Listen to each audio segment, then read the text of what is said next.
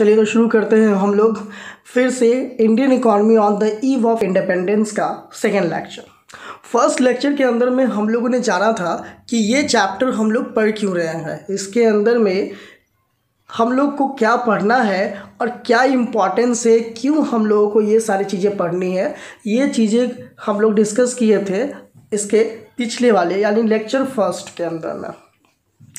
यहाँ पे हम लोगों ने इंट्रोडक्शंस के बारे में जाना था और साथ ही कुछ एक्स्ट्रा मटेरियल्स भी देखा था। जैसा कि मैंने बताया था कि कुछ एक्स्ट्रा मटेरियल्स के साथ आपको बताया जाएगा, तो जिसमें हम लोगों ने जाना था economy, structure of economy, colonial economy, semi federal, backward. यानी कि जब हमारे देश के अंदर में ब्रिटिश गवर्नमेंट का शासन था तो उस समय हमारे इंडियन इकोनॉमी, हमारी इकोनॉमिक सिचुएशन जो थी वो अलग अलग तरीके से पाई गई थी और उस समय उसी इकोनॉमिक सिचुएशन के बेसिस पे हमारे इकॉनमी को अलग अलग रूपों में और अलग अलग नामों से जाना गया था। तो वो सारी चीज़ें हम लोगों ने डिस्कस किया था पिछले क्लास में। आज हम लोग जो क्लास के अंदर में जो डिस्कस करेंगे, आज जो हमारा टॉपिक होगा वो हम लोग थोड़ा सा और आगे बढ़ेंगे। तो हम लोग स्टार्ट करने जा रहे हैं इंट्रोडक्शन। फर्स्ट पेज के ही इंट्रोडक्शंस के बाद नेक्स्ट जो हमारा पॉइंट है वो है low level of economic development under the colonial rule. Colonial rule क्या था इसके बारे में हम लोगों ने लेक्चर 1 में डिस्कस कर रखा है। अगर किसी ने नहीं वीडियो देखा है तो जाकर आप देख सकते हो। उसके अंदर में कॉलोनियल रूल्स के बारे में हम लोग जाना था। पिछले क्लास में हम लोगों ने जो पढ़ा था वो क्यों इंडियन इकोनॉमी का क्या कॉन्सेप्ट से क्यों हम लोग को पढ़ना है इसके बारे में जाना था। और उसके साथ ही at the time of independence and before and after अलग अलग इकोनॉमिक सिचुएशन देखे गए, अलग अलग इकोनॉमी का फेस दिखा गया और उसके बेसिस पे हम लोगों ने अलग अलग नाम दिया इकोनॉमी का। उसके बारे में हम लोगों ने पढ़ा था जिसके अंदर में एक कॉलोनियल इकोनॉमी का रूप भी देखा गया था। सो इन शॉर्टली कॉलोनियल का मतलब होता है एक ऐसे शासन से जिसके अंदर में एक देश का जितने भी इकोनॉमिक डिसीजंस होते हैं, जितना भी उनका एक्टिविटीज़ होता है, इकोनॉमिक एक्टिविटीज़ होता है, वो सारे डिसीजंस किसी दूसरे कंट्री के द्वारा लिए जाते हैं जिसके अंदर में वो कंट्री चला जाता है। इसका मतलब होता है, ये होता है कॉलोनियल। तो यानी कि जब हमारे देश के अंदर में ब्रिटिश का शासन था, इसका मतलब कि वो भी एक कॉलोनियल था क्योंकि ब्रिटिश शासन के हाथों में हमारी इकोनॉमी चली गई थी। तो हमारी जितने भी इकोनॉमी सिचुएशन, इकोनॉमी एक्टिविटीज़ होती वो सारी चीज़ों का डिसीज़न हमारे देश के अंदर में जितने भी इकोनॉमिक एक्टिविटी होती थी उन सारे चीज़ों के लिए जो रिस्पॉन्सिबल है या फिर जो जिसके हाथों में होती थी वो था ब्रिटिश गवर्नमेंट। तो during the British economy during the British rule जो हमारी इकोनॉमी डेवलपमेंट थी वो बहुत लो थी, जिसे हम लोग 1.2 के पॉइंट में 1.2 पॉइंट में हम लोग पढ़ने जा रहे हैं कि क्या थी low level of Indian economy development under the colonial rule. यानी कि उस समय जो रूल्स थी, उस समय जो डेवलपमेंट था हमारे इंडिया की वो बहुत लो थी। तो क्या है, कैसे है, क्या क्या है, तो लाइन बाय लाइन हम लोग फिर से स्टार्ट करते हैं। सबसे पहले कह रहा है कि India had independent economy before the advent of the British rule. यानी कि ब्रिटिश रूल के आगमन से पहले हमारा जो इकोनॉमी था वो बिल्कुल इंडिपेंडेंट था, बिल्कुल स्वतंत्र था।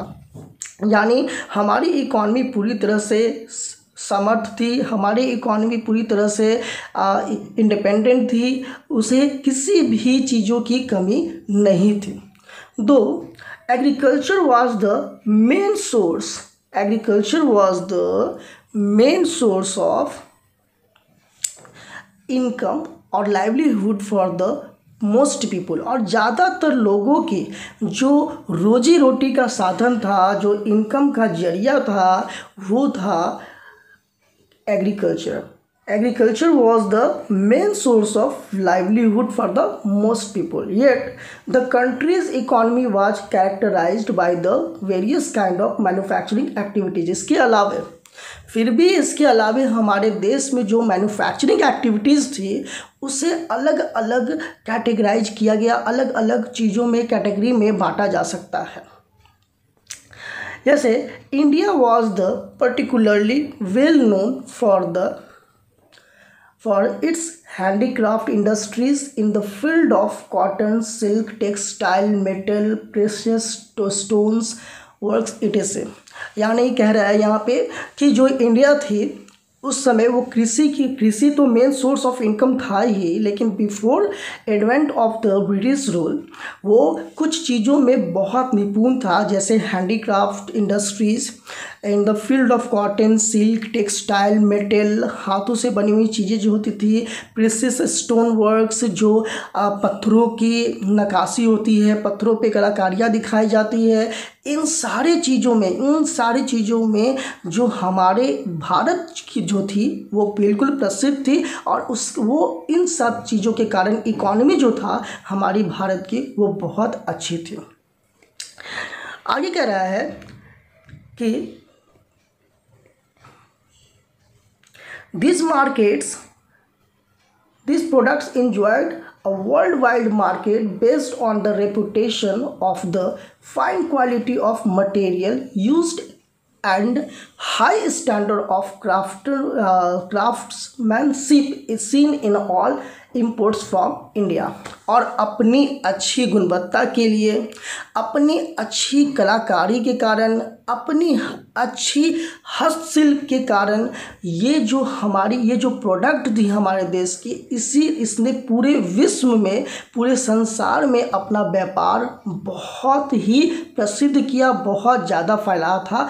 अपने अच्छी गुणवत्ता और फाइन क्वालिटीज़ मटेरियल यूज्ड किया गया, इन सब चीज़ों को लेकर वो अपने बाज़ारों में, विदेशी बाज़ारों में इसका बहुत व्यापार फैला हुआ था। ये था ब्रिटिश गवर्नमेंट के आने के पहले की बात बता रहा हूँ मैं। ये पेज नंबर 1 आपका ख़त्म है। इसके अंदर में कुछ बॉक्सेस हैं, बॉक्सेस को हम लोग लास्ट में देखेंगे चैप्टर्स को। अब हम लोग उसके आगे के पेज में बढ़ते हैं। चलिए, पेज नंबर 2 मैंने पेज टर्न कर दिया, फिर उसके बाद यहाँ से हम लोग को देखना है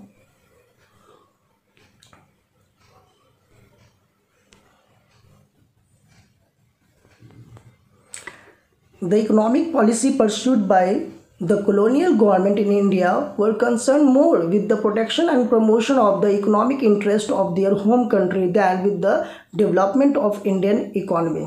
यहाँ पे कह रहा है कि the economic policy pursued by the colonial government in India were concerned more with the protection and promotion of the economic interest of their home country than with the development of Indian economy। यानी कि वो जो policy अपना रहा था, British government जो नीति use कर रहा था, नीति अपना रहा था, पॉलिसी यूज कर रहा था, उस पॉलिसी के पीछे उसका उद्देश्य भारत के आर्थिक विकास को बढ़ाना नहीं था, भारत के आर्थिक डेवलपमेंट की, इकोनॉमिक डेवलपमेंट नहीं था, बल्कि भारत की, इंडिया की इकोनॉमिक डेवलपमेंट के बजाय, इंडिया के इकोनॉमिक डेवलपमेंट से ज़्यादा उसे अपने घरेलू देश के सुरक्षा और उसकी विकास की चिंता थी, उसके लिए काम कर रहा था। यहाँ पे कहा गया है कि प्रमोशन, यहाँ पर concern more, India word concerned more with the protection and promotion of the economic interest of their home country than the development of India economy। यानी इंडिया इकोनॉमी के डेवलपमेंट से ज़्यादा उसे अपने घरेलू, अपने यानी कि ब्रिटेन की बात कर रहा है कि अपने देश की सुरक्षा और अपने देश के विकास के लिए प्रयोग कर रहा था। इस तरह की नीति उसके द्वारा अपनाई जा रही थी। आगे है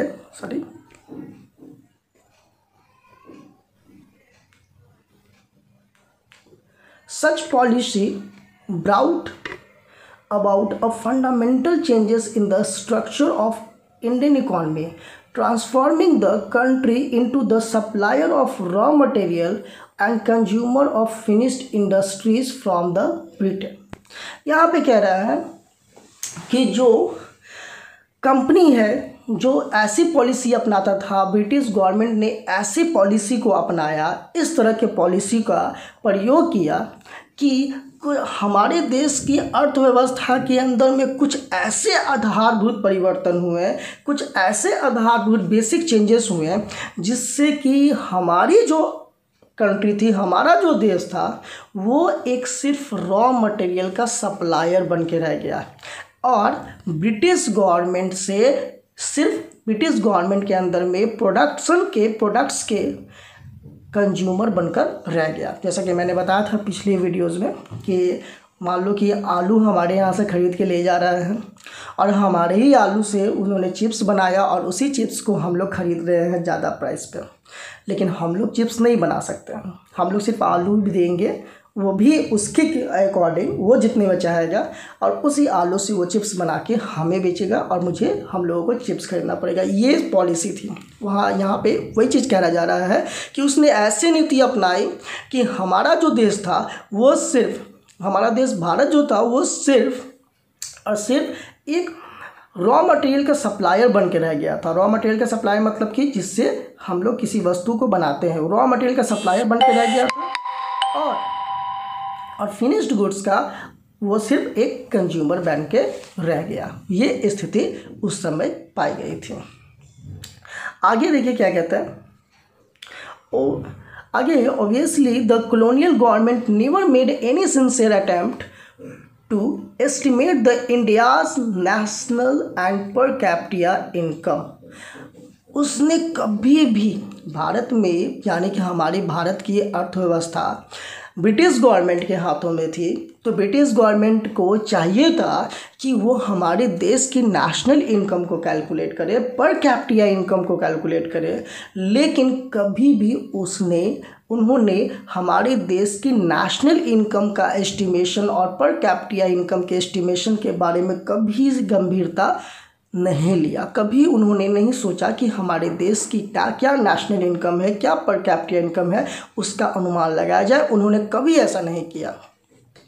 Some individual attempts which were made to measure such incomes yielded conflicting and inconsistent results।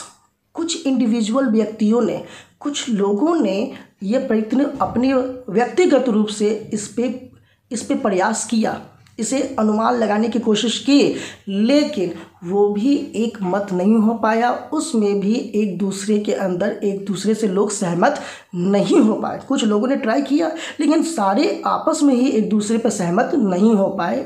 उन लोगों के बीच में भी भिन्नता पाई गई, अलग अलग सबका कैलकुलेट हुआ। Among the notable estimators, Dadabhai Naoroji, William Digby, Findlay Shirras, VKRB Roy, RC Desai. It